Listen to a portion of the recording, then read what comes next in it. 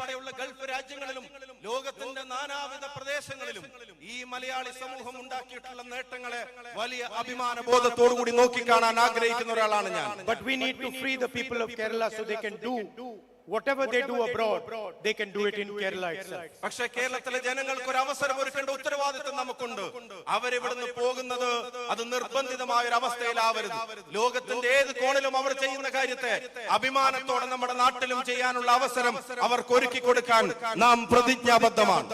When I was discussing with my sister before the last election about her becoming a member of parliament of Kerala,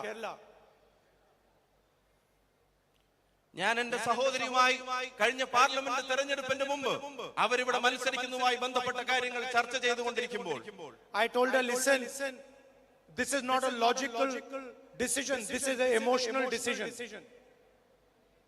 ഇത് കേവലം ഒരു logical ഒരു തീരുമാനം മാത്രമല്ല, നേരെ മറിച്ച് പ്രിയങ്ക ഗാന്ധി പ്രിയപ്പെട്ട എന്റെ സഹോദരി ഈ വയനാട്ടിൽ മത്സരിക്കുക, കേരളത്തിൽ മത്സരിക്കുക എന്നുള്ളത് എന്നെ സംബന്ധിച്ചിടത്തോളം അത് വികാരപരമായ ഒരു തീരുമാനം കൂടിയാണ് എന്ന് ഞാൻ അവരോട് പറഞ്ഞു. I said to her, listen, I guarantee you that after you become member of parliament, I will ask you maybe 3 or 4 months later, how do you feel? And you will tell me, I love the people of Kerala, I love the people of Wayanad. ഞാൻ അവരോട് പറഞ്ഞു, ഞാൻ ഉറപ്പ് നൽകുന്നു 3-4 മാസങ്ങൾക്കപ്പുറം ഈ നാടിന്റെ ജനപ്രതിനിധിയായി തെരഞ്ഞെടുക്കപ്പെട്ടാൽ ഇപ്പൊ എന്ത് അനുഭവപ്പെടുന്നു എന്ന ചോദ്യത്തിന് പറയാൻ പോകുന്ന ഉത്തരം തീർച്ചയായും ഞാൻ വയനാട്ടിലെയും കേരളത്തിലെയും എന്റെ ജനങ്ങളെ സ്നേഹിക്കുന്നു എന്നതായിരിക്കും നിങ്ങളുടെ മറുപടി എന്ന് ഞാൻ അവരോട് പറഞ്ഞു. And every 2 or 3 weeks she describes to me something new that she has learned from the people of Kerala. ഓരോ 2-3 ആഴ്ചകൾക്കപ്പുറം ഈ ജനതയിൽ നിന്ന് പകർന്നു കിട്ടിയ പുതിയ അറിവുകളെ സംബന്ധിച്ച് ആവേശത്തോടെ അവരെന്നോട് വിശദീകരിക്കാറുണ്ട്. You have all these things here, so sometimes you take them for granted. ഈ നാട്ടിൽ നിങ്ങൾ ഇതിനെല്ലാം കൊണ്ട് നടക്കുമ്പോൾ മുറ്റത്തെ മുല്ലക്ക് മണമില്ലെന്ന് പറയുന്നത് പോലെ ചിലപ്പോൾ നിങ്ങൾ അതങ്ങനെ സാധാരണഗതിയിലുള്ള ഒരു കാര്യം മാത്രമായി ഏറ്റെടുത്ത് കാണാറുണ്ട്. You have natural beauty, you have a amazing political culture, you have multiple religions who live happily together. You are used to these things and you take them for granted. അനന്തമായ പ്രകൃതി സൗന്ദര്യം, പല മതങ്ങൾ ഒരുമിച്ച് ചേർന്ന് ഇഴുകിച്ചേർന്ന് ജീവിക്കുന്നത്, അതുപോലെ തന്നെ മികച്ച രാഷ്ട്രീയ ബോധം, ഇതെല്ലാം നിങ്ങൾക്കുണ്ടാവുമ്പോൾ ഇത് നിങ്ങൾ സാധാരണഗതിയിലുള്ള ഒന്ന് മാത്രമായി അതിനെ കണ്ടവഗണിക്കാറുണ്ട്. So sometimes it's important that someone from Delhi comes and tells you this, that you have the most sophisticated political culture. അതുകൊണ്ട് തന്നെ ചിലപ്പോഴൊക്കെ അത് വളരെ പ്രധാനപ്പെട്ടതാണ്. ഒരുപക്ഷെ ഡൽഹിയിൽ നിന്ന് വന്നിട്ടാണെങ്കിലും ഈ നാടിന്റെ സമന്വയത്തിന്റെ ഉൾക്കൊള്ളലിന്റെ രാഷ്ട്രീയ ബോധത്തെ അത് വളരെ പ്രധാനപ്പെട്ടതാണെന്ന് നിങ്ങളെ ഓർമ്മപ്പെടുത്താൻ. At all levels, at the local third tier of government, local government level, superb political culture. അത് ഏത് തലത്തിലെടുത്ത് നോക്കിയാലും തദ്ദേശ സ്വയംഭരണ സ്ഥാപനങ്ങൾ പോലും അതിഗംഭീരമായ രാഷ്ട്രീയ സംസ്കാരമാണ് ഈ കേരളം വെച്ചു പുലർത്തുന്നത് എന്ന് പറയാതിരിക്കാൻ കഴിയില്ല. I don't think there are panchayat presidents of this quality anywhere in the rest of the country. ഈ ത്രിതല സംവിധാനത്തിന്റെ തലപ്പത്തിരിക്കുന്ന പഞ്ചായത്ത് അധ്യക്ഷന്മാരെക്കാൾ മികച്ച നിലവാരം പുലർത്തുന്നവർ രാജ്യത്തെമ്പാടുമുണ്ട് എന്ന് എനിക്ക് പറയാൻ സാധിക്കില്ല. Because you are emerging from a political process. കാരണം നിങ്ങൾ ഉയർന്നു വരുന്നത് ഒരു വലിയ രാഷ്ട്രീയ പോരാട്ടത്തിലൂടെയാണ്. And you are held accountable by the people of Kerala. അതുപോലെ തന്നെ നിങ്ങൾക്ക് ലഭിക്കുന്ന ജനത നൽകുന്ന അധികാരത്തിന് നിങ്ങൾ കൃത്യമായി ഉത്തരവാദിത്തമുള്ളവരായി ഇവിടുത്തെ ജനത നിങ്ങളെ നിലനിർത്തുന്നു. And many of the young people here who have been elected for the first time, you must realize that you have been given trust by the people of Kerala. ഈ ത്രിതല പഞ്ചായത്ത് സംവിധാനങ്ങളിലേക്ക് തെരഞ്ഞെടുക്കപ്പെട്ടിട്ടുള്ള ഒരുപാട് യുവ സഹോദരങ്ങൾ, ആ യുവ സഹോദരങ്ങളോട് ഞാൻ പറയുന്നു, നിങ്ങളിൽ ജനങ്ങൾ അർപ്പിച്ച വിശ്വാസത്തെ കാക്കാൻ നിങ്ങൾ തയ്യാറാവണം. This is the most important thing that the people of Kerala can give you. ഈ നാട്ടിലെ ജനതക്ക് നിങ്ങൾക്ക് നൽകാൻ കഴിയാവുന്ന ഏറ്റവും വലിയ അംഗീകാരമാണ് അവർ നിങ്ങളിൽ അർപ്പിക്കുന്ന വിശ്വാസം. Respect this trust, cherish this trust, defend this trust. ആ വിശ്വാസത്തെ മുറുകെ പിടിക്കണം, ആ വിശ്വാസത്തെ ഹൃദയത്തിൽ കൊണ്ട് നടക്കണം, ആ വിശ്വാസത്തെ ജനങ്ങൾക്കൊപ്പം നിന്ന് പ്രതിരോധിച്ച് മുന്നോട്ട് പോകണം. And remember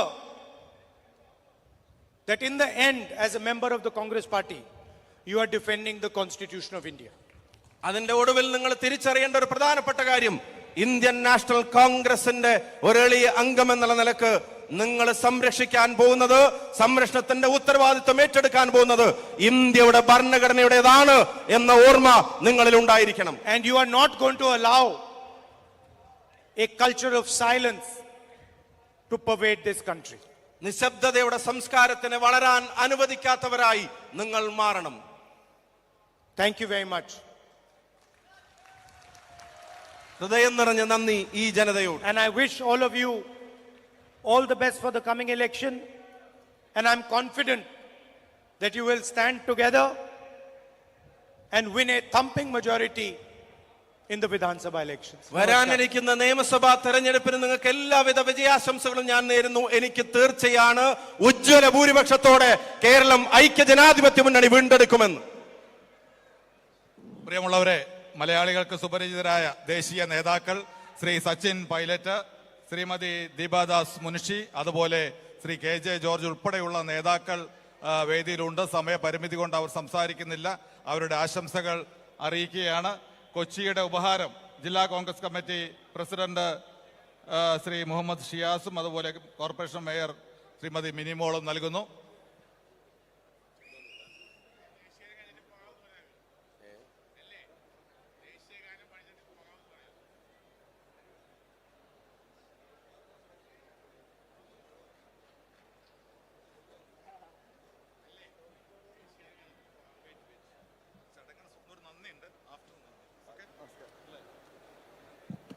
ഈ ചടങ്ങിന് നന്ദി പറയുന്നതിന് വേണ്ടി KPCCയുടെ വൈസ് പ്രസിഡന്റ് ശ്രീ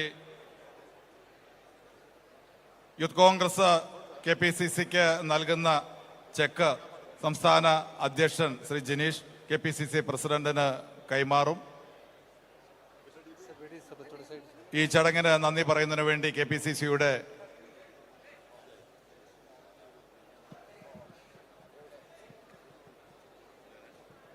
പ്രിയപ്പെട്ടവരെ, തൊഴിലുറപ്പ് പദ്ധതി ഉൾപ്പെടെയുള്ള ഈ നാടിന്റെ അഭിമാനമായ പദ്ധതികളെ അട്ടിമറിക്കുന്ന ഉൾപ്പെടെയുള്ള വിഷയങ്ങൾ രാജ്യത്ത് നടക്കുമ്പോൾ നിങ്ങളിൽ നിന്ന് ഒന്നോ രണ്ടോ ചോദ്യങ്ങൾ അതിനെ സംബന്ധിച്ച് ഉൾപ്പെടെ കേൾക്കാനും അതിന് മറുപടി പറയാനും പ്രിയപ്പെട്ട രാഹുൽ ഗാന്ധി തയ്യാറാണ് എന്നുള്ളത് ഈ വേദിയിൽ പ്രിയങ്കരനായ ശ്രീ KC വേണുഗോപാൽ അവർ അറിയിക്കുകയാണ്. മൈക്ക് ഒന്ന് നമ്മുടെ ജനപ്രതിനിധികൾക്ക് കൊടുക്കണം. ഒന്നോ രണ്ടോ ചോദ്യങ്ങൾ അതിന് അദ്ദേഹം ഉത്തരം പറയുമെന്ന് അറിയിക്കുന്നു. മൈക്ക് കൊടുക്കണം.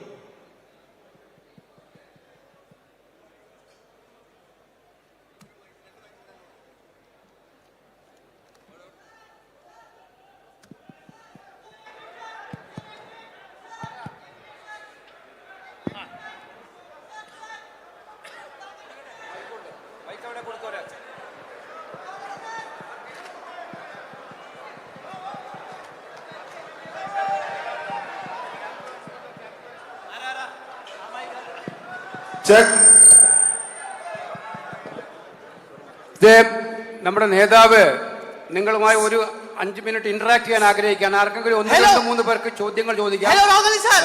Sir hello Rahul Gandhi sir.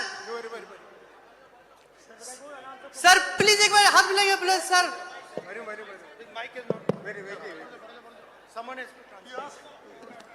Sir Yes. biggest fan sir, biggest fan. 1 minute sir, just 1 minute. You say. Sir एक बार आपसे मिलना चाहता, हाथ मिलाओ सर एक बार प्लीज. बोलो. You want to meet you, I guess. ചോദ്യങ്ങൾ सर मुझे ये बताइए, केरला इतना डेवलपमेंट है, बंगाल इतना घिसा हुआ क्यों है?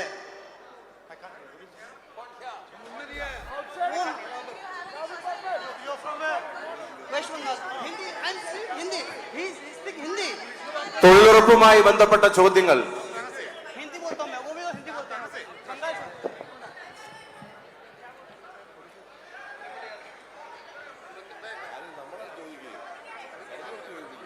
നമ്മുടെ ജനപ്രതിനിധികൾ